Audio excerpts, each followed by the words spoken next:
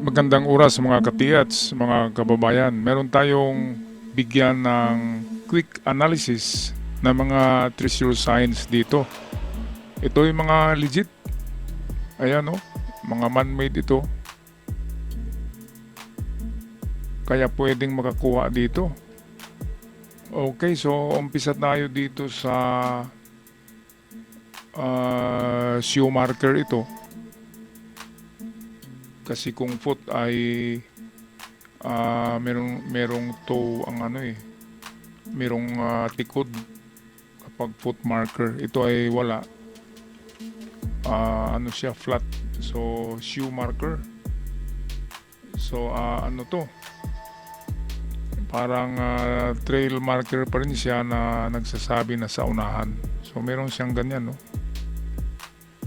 At ito yung masasabi natin ng mga legit na marka. Kasi ang Hapon talaga, bago gagawa sila ng stone map, yung bago sila mag-ukit, ay mag-ukit ng sign sa bato, ay kanilang tapyasin ang bato na magiging flat.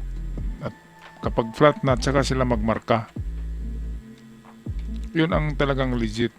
Yung minsan akala natin ay gawa ng Hapon, yun pala ay gawa lang ng kalikasan. Pero kapag ganito na flat talaga ang surface bago nila kinarve yung shoe marker, ito ay legit. So right, dalawang direksyon ito eh. Ang traditional na paghanap nito of course ay papunta dito. Pero sa experience ko ay hanapin mo lang, common sense lang eh. Logic lang. Kung ito'y right, siyempre hanapin mo ang left. So saan ba ang left? Dito banda. So check nyo rin ang bandang harapan nito, left ng 1 to 2 meters lang yan na distance. Malapit yan kapag ganyan, 1 to 2 meters. So test dig kayo dito, 1 to 2 meters sa harapan para hanapin yung kanyang uh, left uh, left shoe marker or left pair pares ng right shoe. Kaya pag test dig nyo, pag hukay nyo, kapag matagpuan nyo yung left na bato na inukit na itsurang left, nakapares nito, kapag nakita nyo, ayun na yung digging spot na tama, na sakto. Okay, so dito naman sa papunta sa unahan niya, ay of course, ganun pa rin, parang sa shoe, sa foot marker, ay sukatin nyo lang ang haba nito by inch. Sabihin natin yan ay 10 inch. So punta tayo sa unahan, 10 meters plus 1 minus 1. So pwedeng 9 and 11 plus 1 or minus 1. So pwedeng 9, 10, 11 ang distansya. Kaya lakihan na lang ang test dig nyo sa unahan. Pero kapag punta nyo sa unahan ay mayroon pang bato na may marka na naman na left, matagpuan nyo ang kapares nito sa bato na kaukit, ibig sabihin yan ay papunta na naman kayo sa unahan. Pero ang left yan yung stop eh. Yun yung sign na, oops, stop na. Left foot. So doon na sa left foot maghukay. It's either under the left foot marker or sa front. At itong sinabi ko naman na sa harapan, meron kasi akong nakitang recovered na ganito lang ang pagkuha, nasa tabi lang. So yan, napakagandang sign yan. Legit talaga to, legit. 100%. Okay, dito naman tayo sa hindi natin mawari kung itak to o bulo. Palagay ko ito ay itak eh. Itak siya, talagang sinisil siya oh.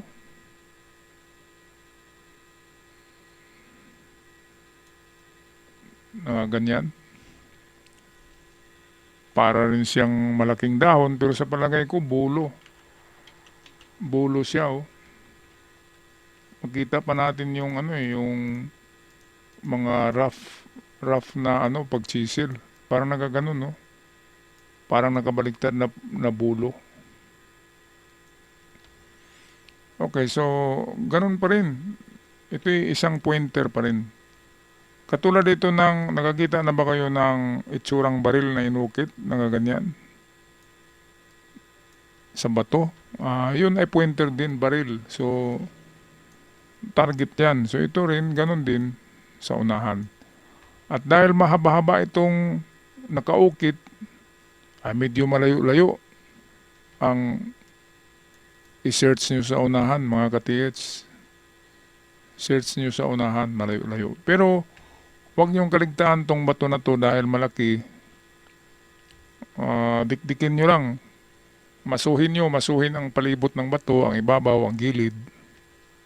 Baka merong hollow, ano diyan, hollow chamber. Minsan kasi ang mga sign na pointer ay pampagulo lang para pupunta tayo sa malayo. Yun pala, nasa bato lang. Kaya anuhin niyo muna ang bato. Pukpukin nyo ng maso. Kapag nabutas yan, ay may chamber siya. Okay, so ito, malaki kasi ito. So estimate ko dyan, nasa 50 to 100 meters ang layo ng countersign na makita nyo sa unahan. So puntahan nyo lang, 50 to 100 meters, merong bato na may countersign yan. At doon sa countersign, ang final na paghanap ng digging spot. Halimbawa, ang makita nyo sa unahan ay bato na may ganito na sign, di ba? So, tunnel under or sabihin natin Y. Nagaganyan. Or T. Lahat yan ay nagtuturo ng under. Mayroon pang isang baliktad na J, ganyan, o under pa rin yan. So, kapag merong mga ganon, or bilog na malalim sa bato, treasure on the spot. So, yun yung hanapin sa unahan nito. Okay, punta tayo sa isa pang, ito naman, naputol kasi itong dito. Pero sa palagay ko itong dito, ibon to eh. Tuka to ng ibon. So, nagsasabi siya na treasure in front or treasure under. So, merong parang dahon dito.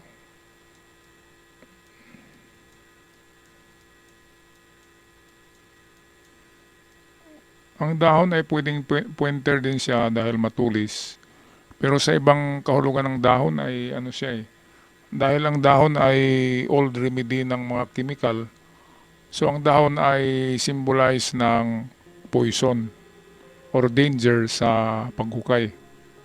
Kaya ingat kayo sa paghukay diyan. Kapag may nakita kayo na mga buti, huwag niyong basagin.